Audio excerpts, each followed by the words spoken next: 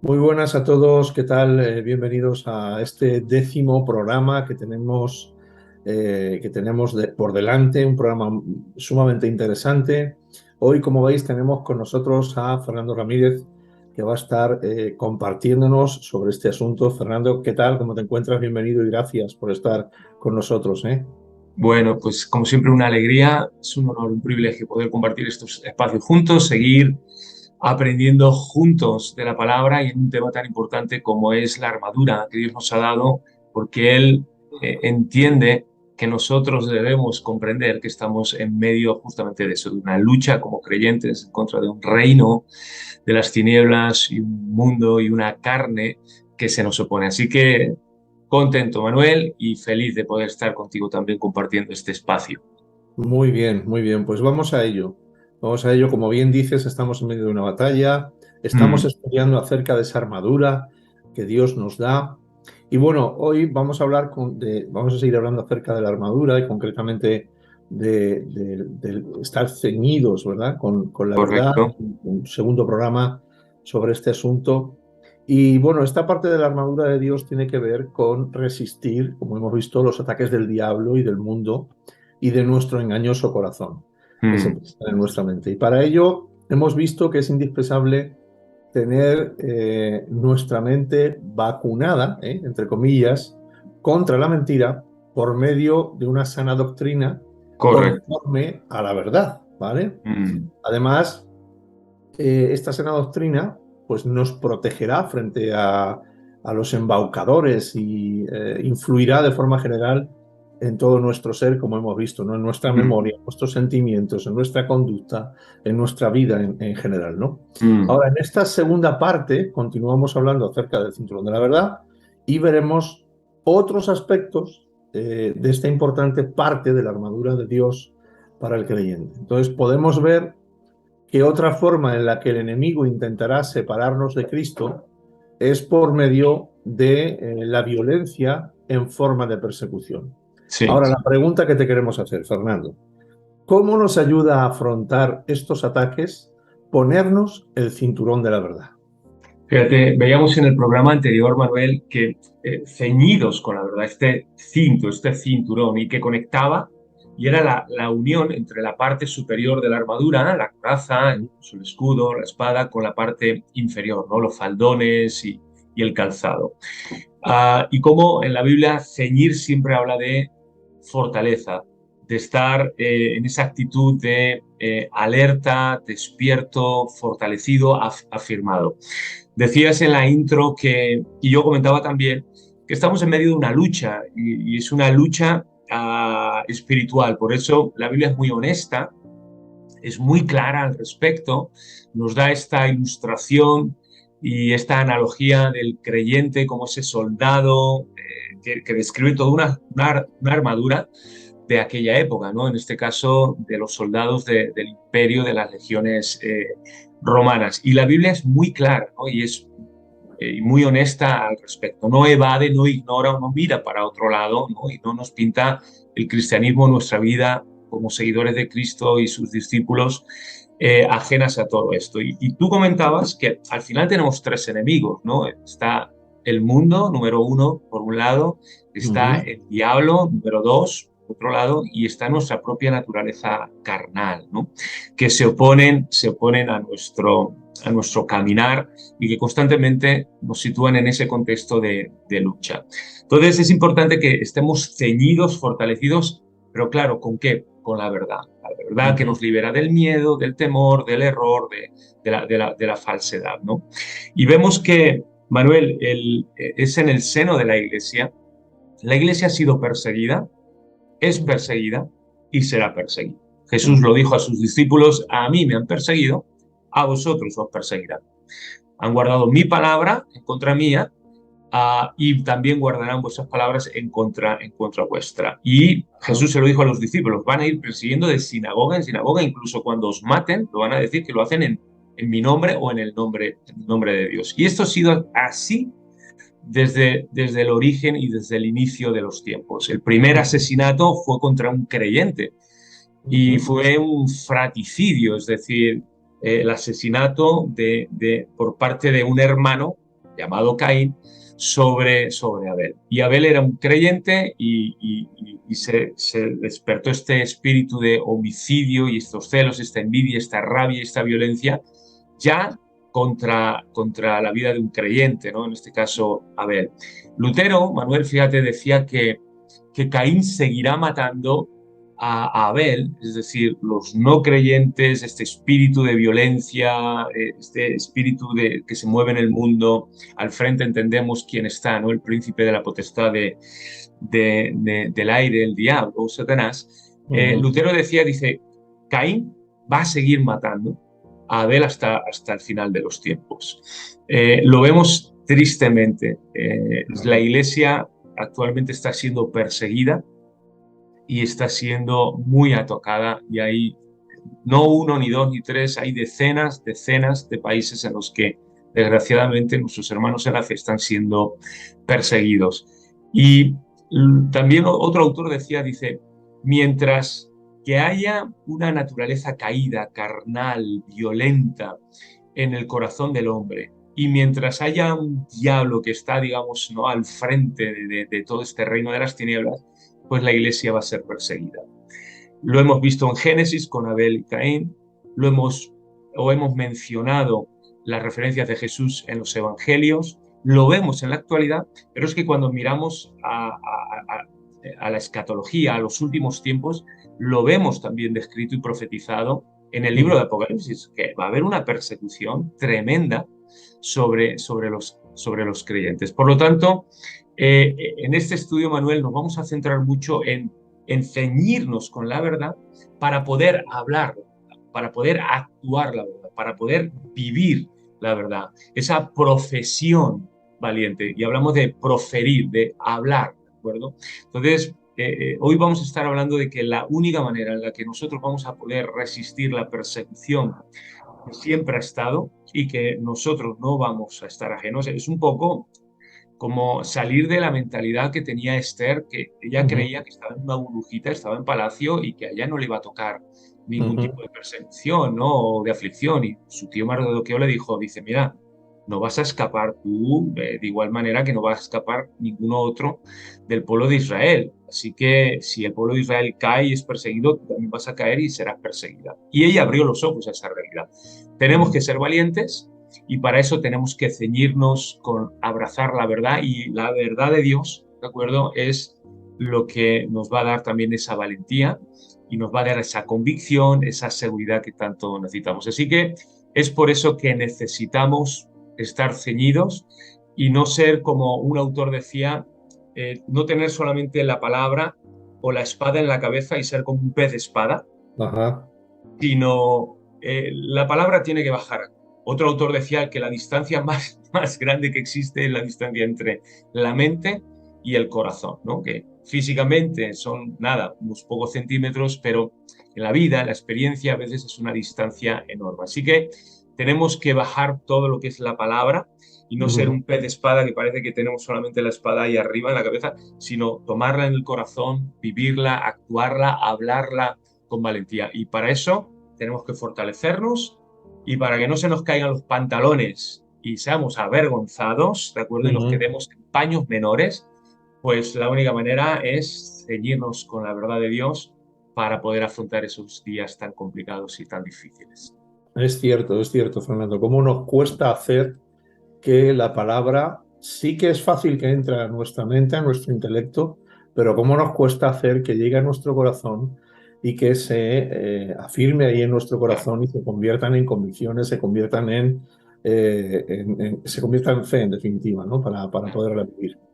Y qué bueno, ¿no? Y qué bueno también que explicas cómo la verdad nos ayuda a combatir esa persecución a la que nos vemos sometidos, que por otra parte sería bueno también matizar que hay otro tipo de persecución. Nuestros hermanos que son perseguidos, asesinados, encarcelados, que la verdad es que lo sufren y debemos orar mucho por ellos, pero luego hay otro tipo de persecución que es más callada, ¿no?, o más velada, no tan violenta, que es, por ejemplo, la que sufrimos cuando decimos que somos cristianos en nuestro trabajo y empiezan a marginarnos. Claro. O cuando determinados actores, me viene a la cabeza el caso de Jim Caviezel, que es el protagonista de esa preciosa película sobre Jesús, sobre su pasión. Él decía en su testimonio que a partir de esa grabación y de manifestar su fe, pues había muchos directores y productores que ya no contaban con él. Todo eso también es otro tipo de persecución y efectivamente la verdad, el cinturón de la verdad, ceñido en nosotros nos va a ayudar, como tú bien decías y explicabas, a combatir todo eso. Sí. Ahora, Fernando, ¿cómo se expresa o funciona la afirmación que nos han dicho de practicar libre y valientemente la verdad? ¿Cómo lo hacemos? ¿Cómo lo expresamos? ¿Cómo funciona esto?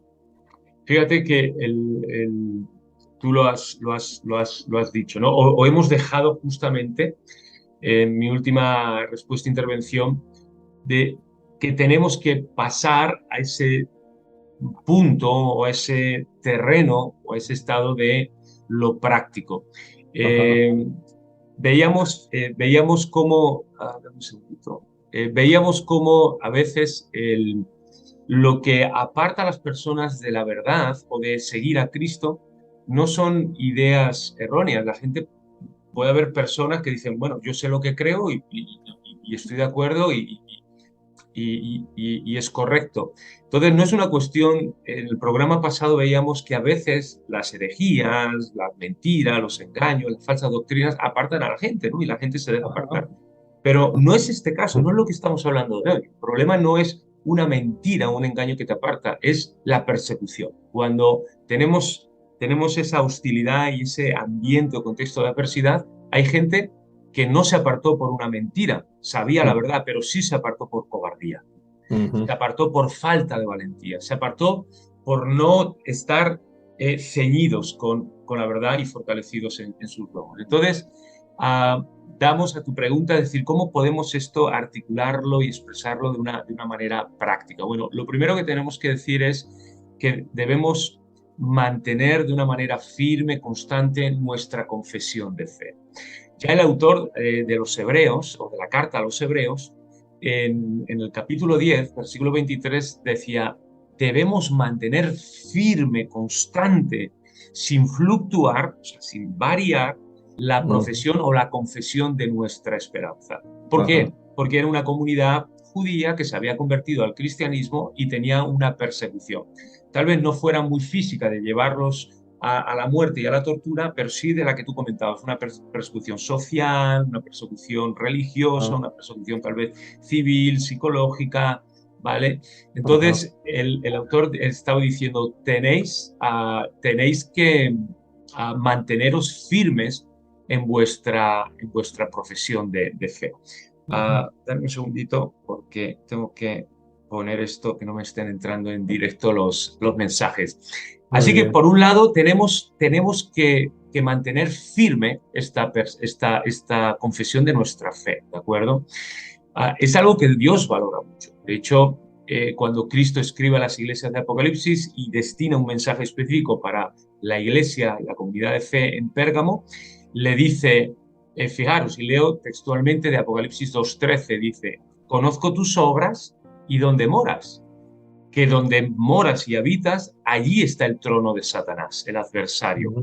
Pero Fíjate. valoro mucho que retienes mi nombre, que no has negado mi fe, ni aun en Ujú. los días en que Antipas, este testigo fiel, que algunos lo identifican con un obispo o el pastor de la iglesia, fue muerto como mártir entre vosotros. Entonces, vemos cómo el Señor valora mucho que en medio de la adversidad no abramos la puerta a la cobardía, a la falta de valentía o de denuedo, sino que seamos valientes para mantener bien la confesión de nuestra fe, de lo que creemos.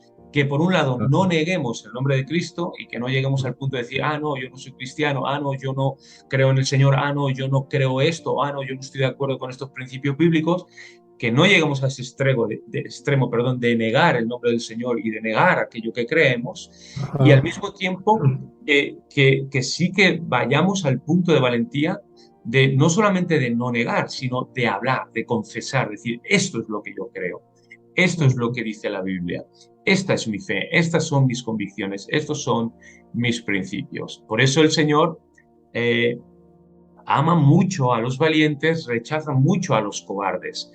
En Romanos 10, esos requisitos que el apóstol Pablo pone pues, para comprobar y ver las evidencias de que alguien es un verdadero creyente, dice en Romanos 10:10, porque con el corazón se cree, pero claro, para que esa fe, como tú decías, sea verdadera, se tiene que confesar, ¿no? Y Ajá, dice, así y es. con la boca se confiesa para salvación. Así que de la misma manera podríamos este primer punto resumirlo, Manuel, que una confesión en la boca, decirlo con la boca, pero sin que haya fe en nuestros corazones, es una falsedad, es una hipocresía, pues de la misma manera, cuando hay fe en nuestro corazón, pero no somos capaces de confesarlo, es un síntoma de cobardía. Y este sería el primer punto, ¿no? De tres que quiero comentar. El Muy bien. segundo sería entender que Dios ha confiado ciertas cosas a nosotros como sus hijos, ¿no? Como su pueblo. En Timoteo, segunda de Timoteo, que por cierto, la última carta que Pablo escribirá de sus 13 y dirigida, en este caso, a su hijo en la fe, segunda de Timoteo 1:12, le dice, y leo textualmente, que Dios es poderoso para guardar mi depósito para aquel día. Es decir, y Pablo le dice a Timoteo, Timoteo, Dios nos ha encomendado y nos ha dado ciertas cosas que no podemos perder. Ajá. La palabra depósito es como actualmente un depósito bancario. Es decir, Ujú. cuando tú vas al banco y depositas dinero, lo último que quieres es que ese dinero se pierda. Lo último Claro. que quieres es que ese dinero desaparezca por parte del cliente. Pero si tú eres el banquero y alguien viene y te deposita ese dinero y te confía esos bienes y ese dinero a ti, tú como banquero, lo último que quieres es perderlo. Ujú. Tú lo que más procuras es ser fiel a tu oficio, no perder nada de ese dinero para que cuando el cliente el día de mañana, el día que sea, vuelva y te pida, dice, oye, dame mi dinero o dame parte de aquello que deposité, tú se lo puedas entregar. Es el mismo Ajá. concepto. En aquel entonces, el depósito a veces eran personas, ¿de acuerdo?, que actuaban como depositarios, como banqueros, a veces eran los propios templos, lugares sagrados, donde la Sí. gente dejaba las escrituras de su casa, dejaba sus joyas, dejaba sus tesoros, dejaba sus monedas de oro, de plata, lo que fuera, y uno, como banquero y depositario, como receptor, tenía que guardarlo. Entonces, ¿cómo podemos expresar y articular nuestra valentía? Pues no perdiendo nada, no malgastando nada, no adulterando nada, eh, no permitir que nada ni nadie nos robe todo aquello, toda la verdad de Dios que nos ha sido confiado. Nosotros somos esos banqueros que no podemos permitir que el mundo, el diablo, la carne, las personas, las circunstancias, la aflicción, la persecución nos robe ese tesoro que el Señor nos ha confiado, ¿no? De Y acuerdo. eso nos llevaría al tercer punto, que debemos perpetuarlo, es decir, debemos llevarlo hasta hasta el final, ¿no? Es decir, hasta el punto de la muerte y del peligro. Y ejemplo lo tenemos en la historia primitiva, lo vemos, ya vemos mártires, vemos Ujú. a un Esteban, vemos a un Jacobo muerto, vemos a un Juan el Bautista, vemos al propio Señor Jesucristo, vemos al apóstol Pablo, que fueron fieles hasta la muerte, fueron fieles. Así que tres maneras. Uno, hablarlo en medio de la adversidad, no negarlo, sino hablarlo. Dos, no permitir que nadie nos robe la verdad que se nos ha confiado. Y tercero, tener esa perseverancia y esa constancia hasta el final, hasta el último momento, y no temer, como Jesús dijo, no temas la muerte, ¿no? Sino tema aquel que después de la muerte nos va a juzgar. Así que, bueno, eh, como creyentes tenemos que afirmarnos, ¿de acuerdo?, hasta el final. Y tenemos ejemplos también, te he mencionado muchos, podríamos mencionar también al rey David, un hombre experimentado en la guerra, muy perseguido, y tenemos preciosos salmos de cómo él, en medio de la adversidad, medio de la aflicción, de la persecución, de las amenazas de muerte, él siempre estaba expresando su confianza en el Señor, de que Dios lo mantenía, que Dios lo libraba, incluso ante la muerte, pues él siempre se ciñó con la verdad de saber en quién había creído y quién estaba con él y pues nunca cedió, ¿de acuerdo? Nunca dobló rodillas. Así que tenemos tres maneras muy prácticas, ¿vale? En la que podemos articular nuestra fe. Qué bueno, magnífico y muy prácticas, como tú decías. Y me venía a la cabeza, pensaba mientras nos hablabas de todos estos personajes, incluido Jesús. Claro, que ellos practicaban de esta forma la verdad porque en realidad amaban la verdad, Claro, amaban la verdad. Porque todo esto tiene que ver sin duda con el amor a la verdad. claro. El amor a la sana doctrina que Cristo nos enseñó, eh, pues a la hora de tenerla, de considerarla como ese valioso tesoro que nos confía para vivir y Mm. en ella y para protegerla, ¿no? Por tanto, es muy importante que cuidemos nuestro amor a la verdad, que cuidemos que no se enfríe nuestro amor por la sana doctrina. Y la pregunta entonces es, Fernando, ¿qué puede provocar que nuestro amor por la verdad se enfríe? Fíjate, hablas de estos embaucadores, falsos maestros, personas que al final no aman la verdad. Ujú. Y es que no solamente es que no aman la verdad, es que no soportan la verdad, No no soportan. toleran la verdad. Ese es el punto, que no la soportan, no la toleran. Sí, sí, No la efectivamente. soportan, no la toleran, por eso luchan contra la verdad. Es decir, Ujú. no solamente no aman la verdad en el aspecto negativo, sino que odian la verdad, rechazan la verdad en el aspecto Así es, positivo. Digo, me refiero al positivo a una acción, ¿de acuerdo? A un así hecho. es. Digo negativo, no algo malo, sino algo que no se hace. Entonces, estos falsos maestros, por un lado, eh, eh, eh, eso, no aman la verdad y por otro lado la odian y se levantan, ¿de acuerdo? La rechazan y no la toleran, ¿de acuerdo? Y pelean contra ella. Nos dice en 2 de Timoteo 4 que la gente no va a soportar la verdad, dice, no soportarán la verdad y se amontonarán maestros, van a buscar maestros para que les hablen conforme a sus propias concupiscencias, a sus propios deseos, ¿de acuerdo? Entonces, Ujú. ah, vemos unas características y un perfil muy definido, aunque ya hemos hablado en programas anteriores, pero, pero vemos algunas características y denominadores comunes en este tipo de perfil de maestros amadores de sí mismos y que no aman la verdad, sino que aman otras cosas.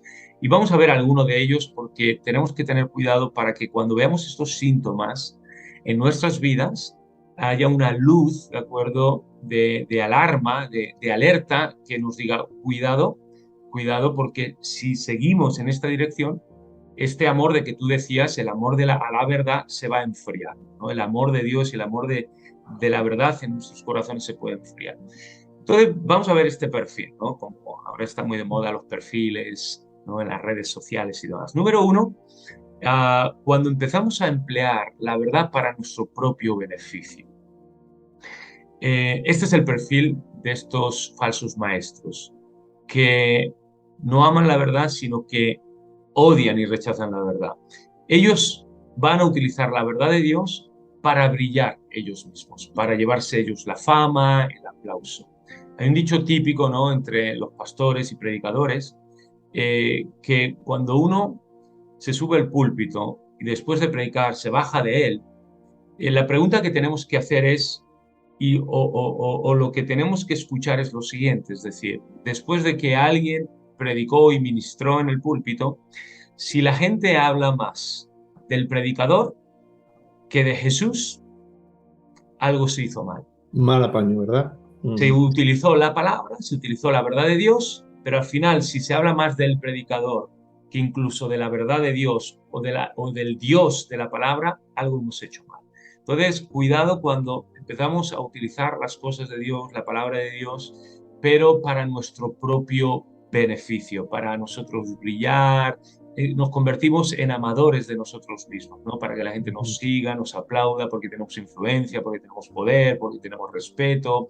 Cuidado con todo esto porque se está perdiendo el amor a la palabra y el amor a Dios, se está enfriando todo esto y se está reemplazando por un amor a sí mismo, que es una de las características de los falsos maestros, amadores de sí mismos. En segundo, es cuando empezamos a hablar de la verdad, pero sin vivirla, sin experimentarla. Ya lo decíamos antes, eso se llama falsedad, hipocresía.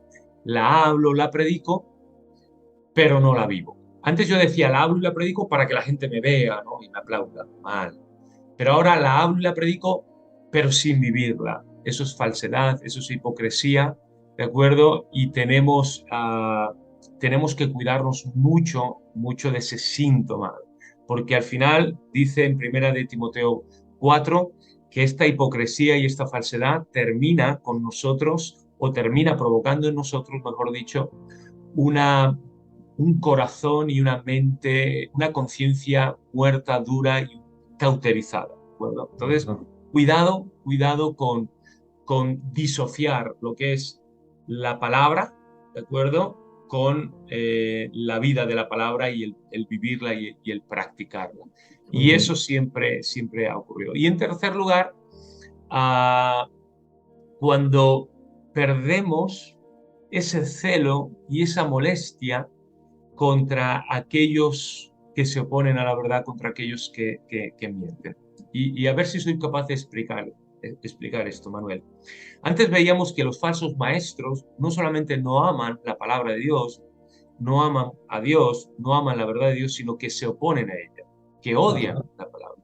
Sí. Y ellos luchan y son beligerantes. Bueno, nosotros obviamente no defendemos ni la violencia, ni la agresión, ni los malos medios, ¿de acuerdo? Pero sí que defendemos que debemos luchar por la palabra. Sí que defendemos que debemos ser antorchas, sí que defendemos que debemos ser luz, sí que defendemos que debemos ser columnas y baluartes de la verdad. Es decir, Ajá. que sí entendemos que estamos en medio de una lucha y que nosotros, Dios no nos ha llamado a guardar silencio y a callarnos, que somos la voz de Dios, que somos los embajadores de Dios, que somos los heraldos de Dios, que somos esos defensores también, que Dios nos ha confiado a que defendamos y a que luchemos. Y eso en Judas lo explica muy bien, ¿no? Que peleemos ferviente y ardientemente por la verdad de Dios, por aquello que se nos ha confiado. Ahora, cuando yo estoy en un contexto de que la gente está mintiendo, blasfemando, diciendo todo tipo de herejías, falsedades acerca de Dios, de Cristo, de la Biblia, del cristianismo, de los cristianos, y a nosotros nos da igual, y nos da igual, y no se despierta una ira santa dentro de nosotros para hablar y para decir, no, esto no lo consiento, y de una manera razonada, con mansedumbre, pero con autoridad también, decir, no, esto no lo consiento, algo está mal. Ese amor se está enfriando. Ujú. Entonces, como que nos estamos volviendo indolentes, O indiferentes. bien, o bien puede ser también esa cobardía de la que hablábamos antes, esa Claro, cobardía ya sea por cobardía y que porque nos ese hace amor, la callarnos. verdad, no está ardiendo intensamente o porque se está enfriando, ¿no? Entonces, ese sería el tercer síntoma que yo, no son, a ver, no es una lista exhaustiva, puede haber mucho más, pero por no hacerlo súper largo, yo con esos tres te los Muy dejo ahí, bien, ¿de muy acuerdo? bien, Estos muy bien. tres que Muy hemos bien, sí, mencionado. yo creo que son los tres a los que más atención debemos prestar, los que más se dan, ¿no? Dentro de los creyentes. Muy bien. Entonces, claro, sin duda vemos que el amor a la verdad es muy importante, es fundamental a la hora Mm, de ceñirnos el cinturón de la verdad. Es más, ceñirnos el cinturón de la verdad aumentará ese amor por la verdad en el creyente. claro. Y nos surge entonces la siguiente pregunta, ¿no? Que es además podríamos considerarla una pregunta indispensable. Mm, ¿Cómo hacer que nuestros corazones anhelen vehementemente, amen vehementemente la verdad? ¿Cómo hacer que claro. nuestros corazones ardan por la verdad? Y es la pregunta lógica y es la que toca. O sea, Claro. Manuel, es la pregunta que toca y Ujú. está muy bien lanzada y expuesta, porque si antes me preguntas qué es lo que tengo que hacer para que mi corazón o el amor de Dios o el fuego del amor de Dios no se enfríe, ahora es, bueno, ¿qué es lo que tengo que hacer para aumentarlo? ¿De acuerdo? Claro. Y Ujú. aquí, pues lo mismo, vamos a poner sobre la mesa tres cosas. Uno, debemos conformar nuestro corazón a la verdad. Hay un autor que dice, el parecido es la base del amor, ¿no? Por eso los hijos obviamente se parecen a los padres. Nosotros, como ser raza humana, hemos recibido la imagen y la semejanza de Dios. Dios nos amó y puso su parecido, puso su semejanza y puso su semejanza, se dio a sí mismo por nosotros, ¿no? El pecado destruyó, desfiguró terriblemente, ¿no? No la ha aniquilado, no la ha erradicado ni eliminado, pero la ha desfigurado, la ha distorsionado, ¿no? Terriblemente, terriblemente. Entonces, normalmente la gente ama aquello a lo que se asemeja a ellos. Eh, Mira, hay estudios sobre parejas de Ajá. cómo el hombre escoge a la mujer escoge al hombre, y muchas veces es una cuestión de parecidos. Aquello a lo que nosotros nos parecemos, de alguna manera nos identificamos con ello, nos sentimos atraídos a ello, empatizamos con ello, ¿de acuerdo? Amamos a todo esto. Te he dicho, el pecado distorsionó y rompió la imagen de Dios en nuestros corazones, los afectos y los Ah, deseos, ¿no?, originales que Dios puso en el corazón del hombre. Y ahora, claro, nuestra imagen y nuestra vida, pues es que no se parece a Dios. Entonces, cuando vemos a Dios, decimos, uy, qué persona o qué ser tan raro. No se parece nada a nosotros. No tiene que ser como nosotros. No es como nosotros, por lo tanto, no se parece a nosotros, no debe ser como nosotros, no debe pensar como nosotros. Vamos a alejarnos. ujú.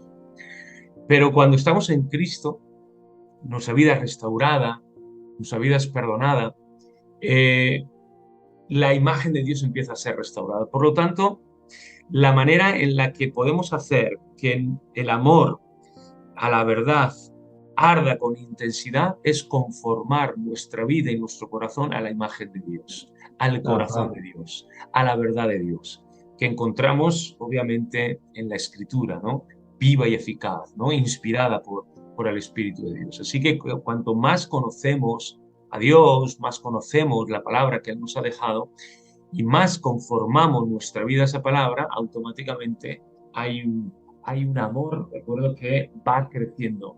Cuanto más conocemos de Dios, que es lo mejor y lo más bello y lo más puro, pues más queremos conocerlo. Es como cualquier cosa. Dice, oye, he Ujú. descubierto algo que es magnífico y que me he enganchado, ¿no? Incluso, y lo ponemos de una manera muy cotidiana, series de televisión o cierto estilo de música o cierto grupo, oye, lo he descubierto, me ha gustado, quiero saber más de él, ¿no? Ujú. Así que, número uno, debemos ser valientes, ceñirnos con la verdad para conformar nuestra vida y nuestro corazón a la verdad de Dios. Ajá. Muy bien. Número dos, eh, que nuestro corazón también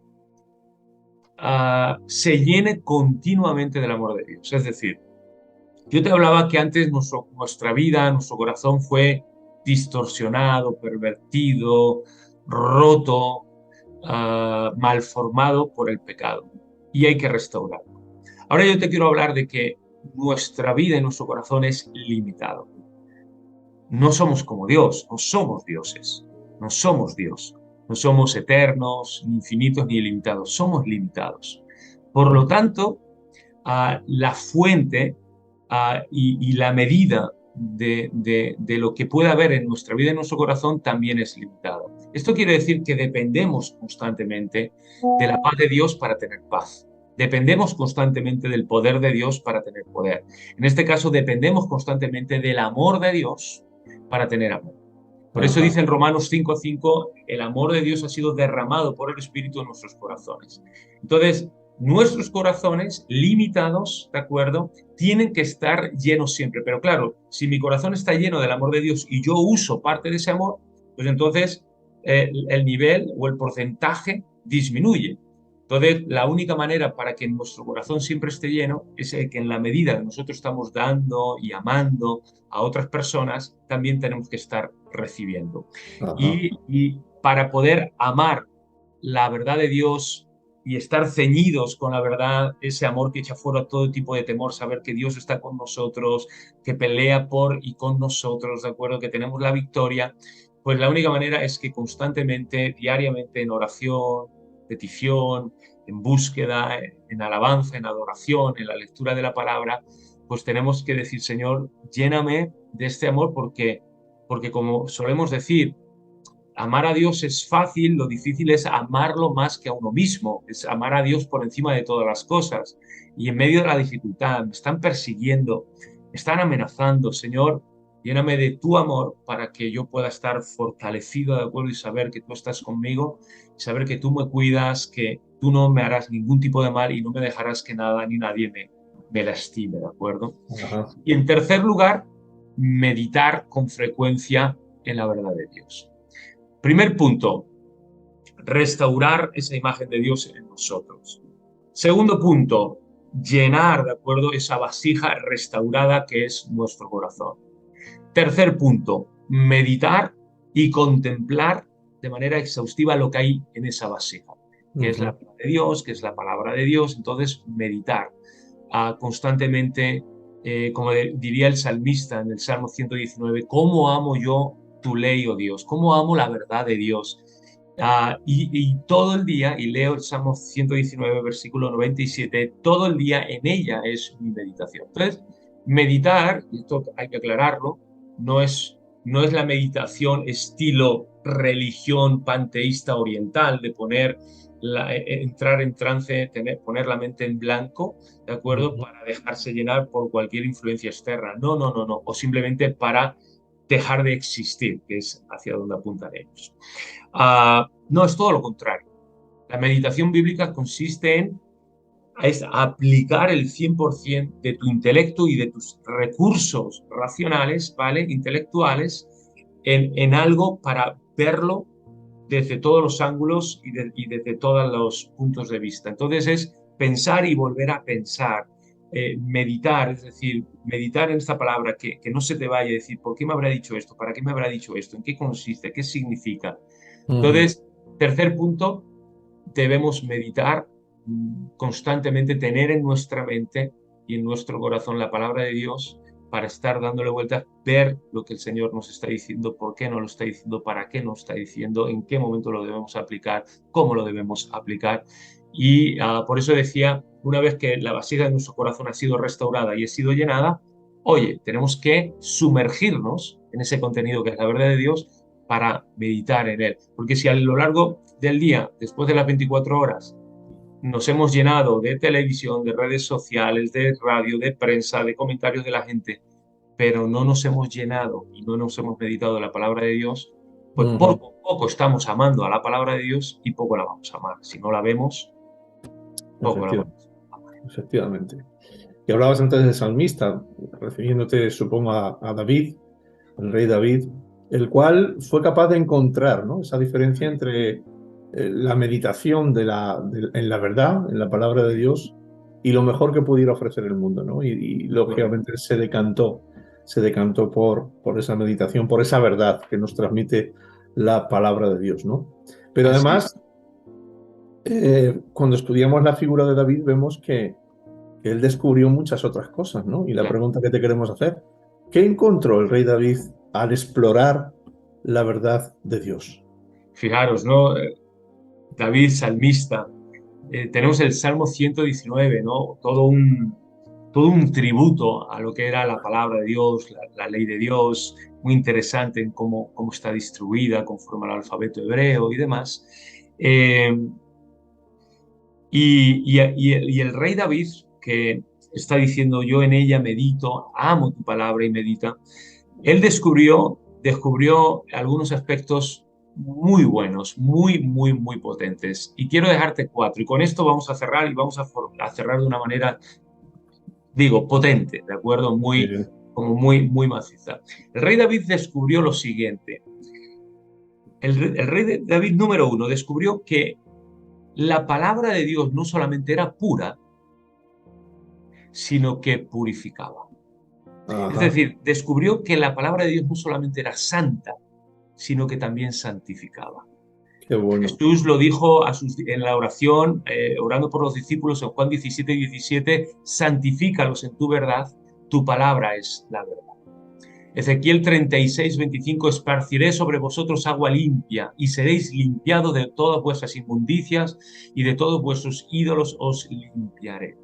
Por el lavamiento, ¿no?, de la palabra de Dios, diría Pablo también en Tito.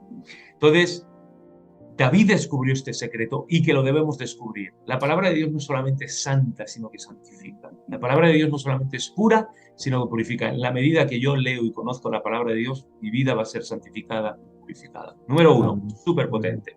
Número 2, el rey David descubrió que la palabra de Dios no solamente es segura y es firme, sino que nos da seguridad y nos afirma.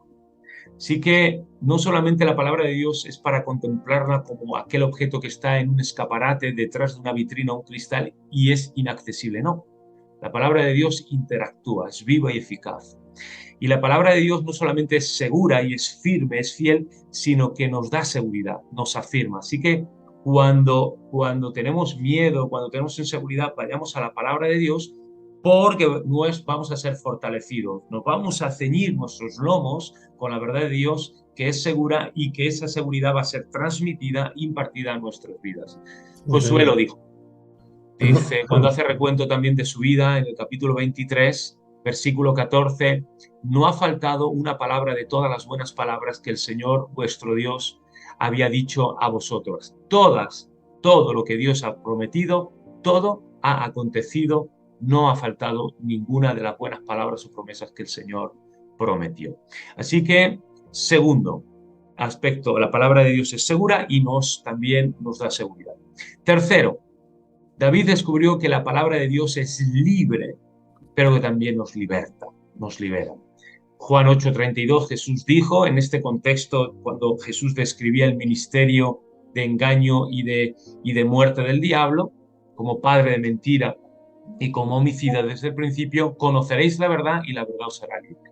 Así que la palabra de Dios no solamente es libre, sino que nos liberta y nos libera. Así, cuando necesitemos esa libertad de miedo, de inseguridades, de la confusión, de la desesperación, vayamos a la palabra de Dios, porque nos va a dar esa libertad. No vamos a estar atados a la desesperación, desesperanza, al temor, al miedo, a la inseguridad, a la confusión, a la falta de dirección.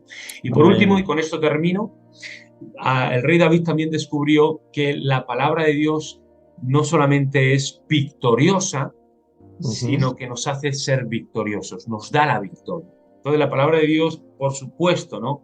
Jesús dijo, el cielo y la tierra pasarán, pero mis palabras no pasarán. Es más fácil que el cielo y la tierra pasen y desaparezcan, dejen de ser, que una tilde o una jota de la palabra de Dios se quede sin cumplir. Así que la palabra de Dios vencerá, es victoriosa y también nos da la victoria. Así que, ¿queremos vivir en derrota? Pues ya está. Haz todo lo contrario de lo que dice la palabra de Dios. No le hagas caso a la Biblia. ¿Queremos vivir en victoria? Entonces, ya está, fácil. Pongamos por obra la palabra de Dios y eso nos va a dar la victoria y eso nos va a dar el triunfo y nos va a hacer una vida victoriosa, ¿de acuerdo? Emocionalmente, intelectualmente, afectivamente, espiritualmente hablando. Y esa sería la cuarta joya que el rey David descubrió y que hoy compartimos aquí. Amén, amén. Muy bien, bueno, pues como tú decías, llegamos al final de este programa, de este estudio. Ha sido realmente una enseñanza maravillosa, llena de Biblia, muy comprensible, muy práctica, que es en definitiva lo que necesitamos como creyentes, entender y poner por obra la palabra de Dios en nuestra vida diaria. Hemos visto 5 puntos, a cada cual más interesante. Primero, cómo nos ayuda a afrontar la violencia y la persecución, el ponernos el cinturón de la verdad. El segundo, cómo practicar libre y valientemente la verdad. El tercero, lo que nos has enseñado es qué puede provocar que nuestro amor por la verdad se enfríe. El cuarto, cómo hacer que nuestro corazón busque y anhele vehementemente el amor por la verdad. Y el quinto, que nos acabas de decir, hemos visto las 4 cualidades de la verdad de Dios que el rey David experimentó en su propia vida cuando buscó la verdad de Dios. Extraordinario. Muchas gracias, Fernando, por tu tiempo. Muchas gracias por estar ahí con nosotros. Y bueno, pues emplazamos a todos nuestros hermanos y amigos a que puedan volver a vernos en el próximo programa. Estamos esperando ahí, ¿de acuerdo? Así que, Fernando, ¿tienes algo más que decirnos? No, simplemente que compartan este vídeo con sus amigos, conocidos, familiares, que se suscriban al canal, que nos ayuda. Y como tú decías, pues ya nos emplazamos para la semana siguiente, que vamos a seguir aprendiendo juntos y que el Señor os bendiga muchísimo, muchísimo. Muy bien, muy bien. Bye. Pues ósculo santo para todos. Nos vemos. Amén.